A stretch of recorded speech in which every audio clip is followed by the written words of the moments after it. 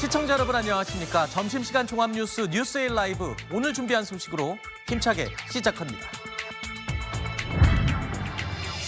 22대 국회가 오늘 첫 본회의를 열고 전반기 국회의장단을 선출합니다. 여야는 법사위원장과 운영위원장 등 상임위 배분을 놓고 조금 전까지 막판 담판을 시도했지만 결론 내리지 못했습니다.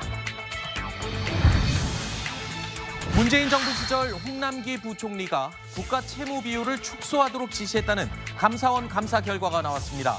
당시 나라 빚이 급증하며 재정 건전성에 대한 비판이 우려되자 경제수장이 직접 지표 자체를 왜곡했다는 지적입니다. 영화 장군의 아들로 유명한 배우 박상민 씨가 음주운전으로 경찰에 적발된 것으로 뒤늦게 드러났습니다. 박 씨의 음주운전 적발은 이번이 세 번째로 소속사는 변명의 여지 없이 책임을 통감하고 있다고 밝혔습니다. 동해 영일 만에 석유 가스 매장 가능성을 분석한 미국 액트지오사의 아브레우 박사가 오늘 방한했습니다. 직접 매장 가능성을 설명할 예정입니다. 액트지오의 분석 결과를 의심하는 분위기가 조성되자 정부가 직접 아브레우 박사 방한을 추진했던 것으로 알려졌습니다. 저는 잠시 후에 다시 찾아오겠습니다. 국민의힘이 지난 4월 총선에서 유세에 나섰던 연예인들에게 감사패를 전달하는 자리가 열렸습니다. 영상으로 짧게 볼까요? 노래 준영이가 주최한가요? 네, 준영이 주최한.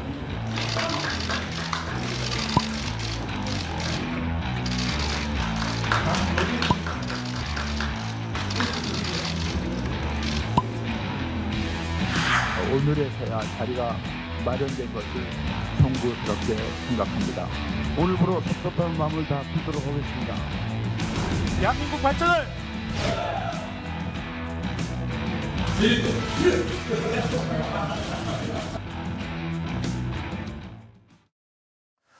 얼마 전에 저희 채널A가 가장 빨리 전달해드렸던 내용, 한동훈 전 위원장과 가수 김은국 씨가 만나서 저녁 식사를 했다라는 내용 저희가 전해드리기도 했었는데, 한 전 위원장의 전대 출마 질문과 관련해서 김은국 씨의 유행어죠. 아우, 들이대야 되지 않겠냐 이런 얘기를 했다는 것으로 알려지고 있습니다. 대변인님도 어젯밤에 통화했다면서요. 뭐라고 합니까? 가끔 김은국 씨와는 이슈가 있을 때마다 통화도 하고 제가 출마했을 때도 도와주겠다라는 말씀도 그랬어요? 하고 하셨었는데 어제 이 행사를 계기로 제가 전화를 드렸더니 정 대변인도 들이대야지 이렇게 얘기하시던데 네. 저는 그런 상황은 아닙니다만 지난 선거 과정에서 굉장히 고생 많이 하신 분들이에요. 네. 황교안 비대위원장께서 지금에서야 이런 자리를 마련해서 송구하다라는 말씀을 하기도 했는데 그동안 우리 그 정당의 발전 또 우리 대한민국의 발전을 위해서 굉장히 좋은 말씀들을 많이 해주셨던 분들이고요. 네. 사실 선거 현장에서 저렇게 좀 분위기도 띄우고 대중적인 인지도가 있는 분들이 오면 대중을 모으는 데도 좀 유리하잖아요. 네. 어떤 그 보상도 바라지 않고 열심히 하셨던 분들이니까 늦게나마라도 이렇게 당에서 예우해 주는 모습은 참 보기 좋았다고 생각하고요. 한동훈 전 비대위원장의 행보에 대해서 김은국 씨가 굉장히 관심이 많은 것 같아요. 아마 우리 정당에 대한 그 기대와 희망을 많이 갖고 계신 영향이 아닐까 싶은데요. 네. 한동훈 전 비대위원장 조만간 어떤 식으로든 입장 표명이 나오지 않을까 저는 그렇게 예상하고 있습니다. 말씀 나온 김에 그 얘기 계속 해볼까요? 국민의힘이 다음 달 25일 전당대회를 열기로 잠정 결정을 내렸죠. 이런 가운데 이 한동훈 위원장이 출마할지 안 할지, 자, 이 결정은 도대체 언제쯤 내려지는 건지 거의 한 달째 저희도 이야기를 하고 있습니다만 궁금증이 이제 극에 달하고 있습니다. 먼저 과거 한 전 위원장의 발언 먼저 듣겠습니다.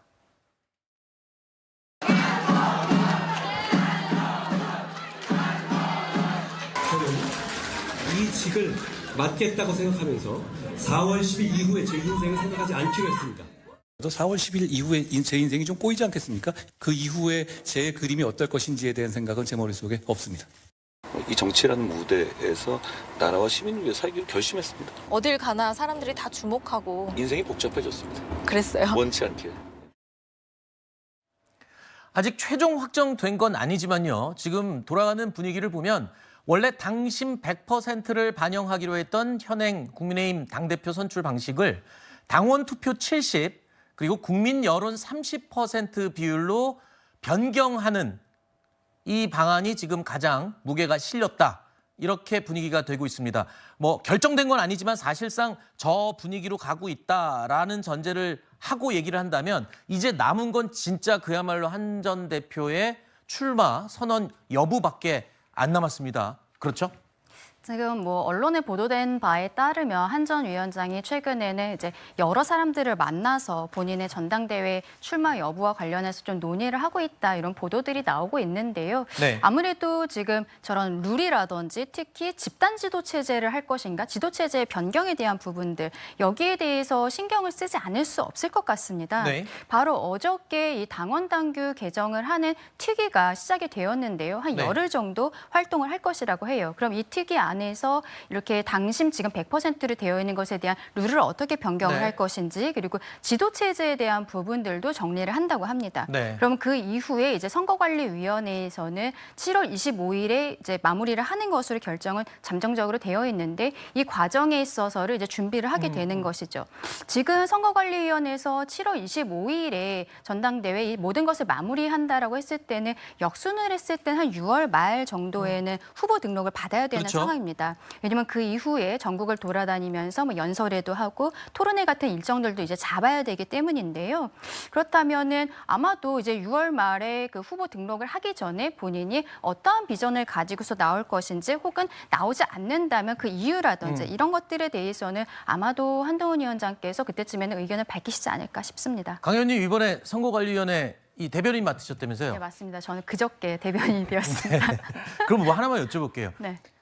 지금 지도 체제 관련해서 아이디어 차원에서 집단 지도 체제 하이브리드 이른바 네. 체제 얘기가 나왔었는데 그 진짜 아이디어 차원이었는지 실제로 지금 비중 있게 논의가 돼 있는지 내부 분위기는 어떻습니까? 그것도 지번 특위에서 정리를 하기로 했습니다. 네. 그래서 거기에 대해서도 지금 아까 당신 100% 되어 있는 룰을 변경하는 것처럼 지금 현재로서는 그 1인 지도 체제로 되어 있는데요. 그것을 집단 지도 체제로 할 것인지 아니면은 당대표로 나왔던 사람 중에 한두 명 정도만 최고위원 형태로 들어가는 이런 하이브리드라고 지금 이야기하고 있는 절충형으로 갈 것인지 여기에 대해서 의원들의 그 의견을 묻는다고 합니다. 그럼 거기에 대해서 이제 결론이 나오게 되겠죠. 네. 거기에 대해서는 지금 선거관리위원회에서 관여하고 있는 부분은 아닙니다. 알겠습니다. 근데 정말 궁금한 거 있어요. 예. 얼마 전까지만 해도 한동훈 전 위원장의 이 대세론이 막 나올 때마다 당권 주자들이 목소리를 앞다투어 냈었잖아요. 근데 어느 순간인가 지금 당권 주자들도 조금 잠잠한 것 같고요. 대안으로 제시하는 사람들도 뭐 목소리가 좀 작아졌어요. 지금 뭐 한동훈 대세론을 인정하는 분위기로 가는 건가요? 아니면 뭐 다른 보관이 있는 건가요? 친윤계 분위기가 궁금한데요. 뭐 친윤계가 특별히 지금 어떤 식으로 대응하자라는 구체적인 움직임을 보이고 있는 것은 아니라고 저는 생각하고 있습니다. 그래요?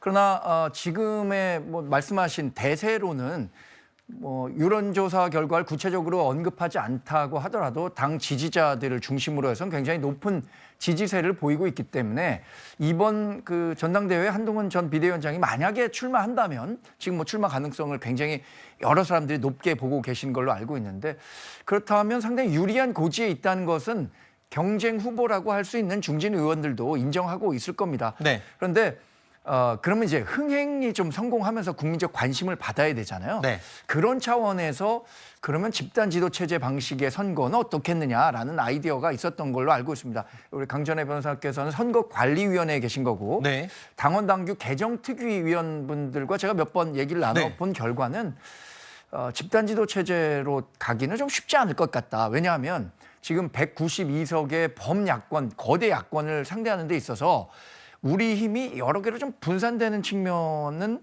바람직하지 않다라는 인식들을 갖고 계신 분들이 좀 많은 것으로 저는 파악했습니다. 유승민 전 의원 쪽 분위기는 어때요? 제가 그쪽은 잘 접촉 창구는 없습니다만 네. 지금 그 당권에 거론되는 분 가운데는 가장 적극적으로 이번에 나오겠다라는 그렇죠. 메시지를 내고 있어서 이번에 이 당심과 민심의 비율이 뭐 70대 30 유력하게 거론되고 있다고 하잖아요. 민심 30%가 반영이 된다면 유승민 전 의원으로서는 지금 그렇죠. 정치적 행보를 어떤 식으로든 그 마련해야 하는데 이번 전당대회를 계기로 본격화할 가능성이 크다고 전 개인적으로는 그렇게 예측하고 있습니다. 알겠습니다. 국민 여론 반영 비율에 따라서 유승민 전 의원의 입지도 굉장히 영향을 끼칠 거기 때문에 그래서 제가 궁금해서 갑자기 여쭤봤습니다.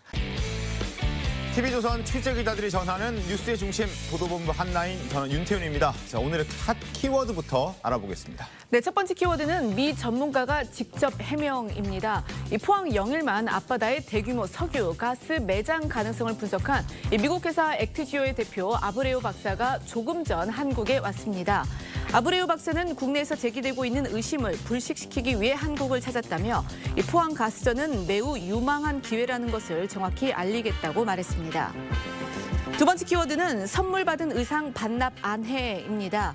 김정숙 여사에 대한 새로운 의혹이 나왔습니다. 김 여사가 인도에서 받은 국가 기록물을 훼손하고 반출했다는 내용인데요. 국민의힘 김석기 의원은 기자회견을 통해 이는 대통령 기록물 관리법 위반이라고 주장을 했습니다. 김정숙 여사는 인도 방문 의혹 제기에 직접 법적 조치를 하겠다고 밝혔습니다. 세 번째 키워드, 나랏빛도 왜곡입니다. 문재인 정부가 국가 통계를 조작했다는 감사원 조사 결과가 나왔습니다.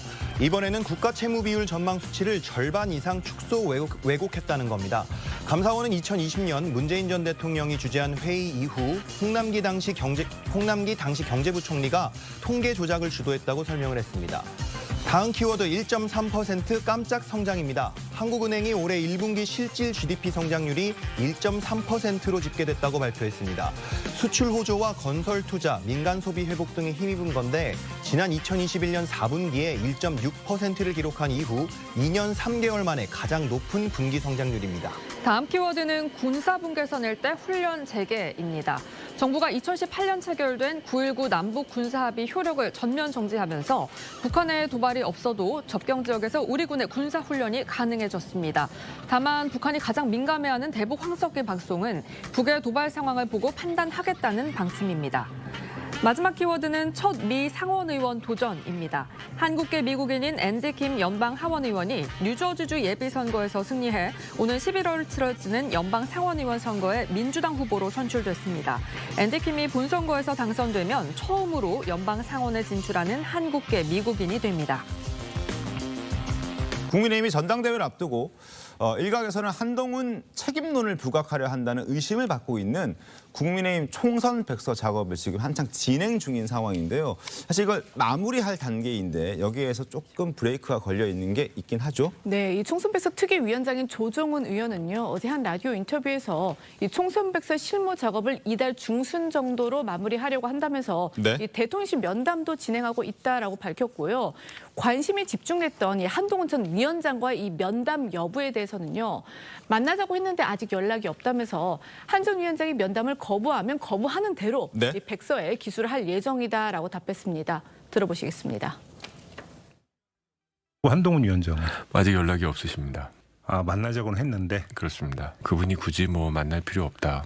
장동혁 사무총장이 내 얘기를 다 할 수 있다라고 하시면 뭐 그렇게 회신 주시면 장동혁 사무총장의 발언을 비대위원장의 입장으로 정리할 수도 있습니다. 한동훈 전 비대위원장은 면담을 거부했다고 명기를 하실 겁니까? 요청은 했다는 거. 예, 요청은 했으나 면담은 이루어지지 않았다. 이 수준에서 기술은 가능하다? 그래야 되지 않을까요?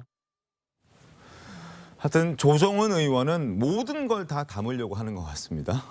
네, 이 장동혁 원내수석 대변인은 한 방송사 유튜브 방송에서 실무자 총괄인 자신이 총선 백서 특위와 만나 충분히 답했는데 한동훈 전 위원장에게 뭘 더 확인하려는지 모르겠다고 말했고요. 네. 대통령실 관계자도 면담을 한다는데 무엇을 묻겠다는지 모르겠다며 대통령실이 총선 때 뭔가 하면 이 당무 개입 아니냐고 반문을 했습니다. 네. 또 장동혁 원내수석 대변인은요, 당이 먼저 한동훈 전 위원장에게 고생했다, 쉬고 있으면서 다시 힘을 합쳐야 할지 고민하자고만 말했어도 이 한 전 위원장이 전당대회 출마를 고민하지도 않았을 것이라며 당에 쓴소리를 하기도 했습니다. 들어보시죠. 너무 고생하고 소모됐으니까 좀 쉬고 있어라. 언젠가는 다시 부를 것이다. 네. 어떤 때 우리가 같이 또 힘을 합쳐야 될지 고민해 보자라고 한다면 저는 어쩌면 한동훈 위원장은 제 이건 전적인 개인적인 생각입니다만은 당대표 다시 출마를 고민하지 않을 수도 있다고 생각합니다. 그런데 선거 끝나자마자 모든 사람이 달려들어서 다 당신 책임이고 여기서 당신이 좀 이제 사라져야 되겠고 앞으로 절대 정치에는 발도 들이면 안 되겠다라는 듯이 계속해서 한동훈 위원장을 공격하고 있는 이 마당입니다. 자, 어제 국민의힘은요, 총선 지원 연예인 자원봉사단과 만나서 감사패 전달 행사도 가졌다고 합니다. 이 자리에서 한동훈 전 비대위원장과 만나서 식사를 함께 한 것으로 알려진 가수 김흥국 씨도 참석을 했다고 하는군요. 맞습니다. 김흥국 씨는 감사패를 받고 기자들과 만나 한동훈 전 위원장의 전당대회 출마와 관련해 인기가 많고 나와달라는 요청이 많은데 나와야 하지 않겠냐고 답했고요. 네. 또 저희 TV조선과 인터뷰에서는 자신이 한 전 위원장한테 차마 직접 물어보진 못했지만 들이대야 되지 않겠냐면서 이 자신의 유행어를 빗대서 한 전 위원장의 출마를 강조하게 됐거든요. 영상으로 보고 오겠습니다. 보수파 연예인들이 어떤 분들이 몇 분 있냐 그러면 말씀을 해서 자리를 만들겠다. 그게 이제 오늘 이렇게 됐는데 맞아요. 맞습니다. 얘기를 해야 되나요? 누군가 말씀하셔야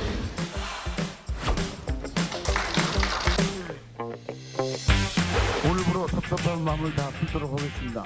전국에 많은 보수파 연예인들이 숨어 있습니다. 그분들이 대한민국을 위해서, 국민의힘을 위해서 마음 편하게 나올 수 있는 그런 터전을 마련해 주시면 진심으로 감사드립니다. 그 사람 마음이면 내 입장에서 지금 뭐 이렇게 나온다는 당대표 나온다는 사람 많잖아요. 근데 그 지지율 보면은 압도적이잖아요. 그러면 나와야지, 들이대야지. 자, 들이대야지. 한동훈 전 비대위원장 어떤 생각 갖고 있을지 한번 저희가 기다려 보도록 하겠습니다.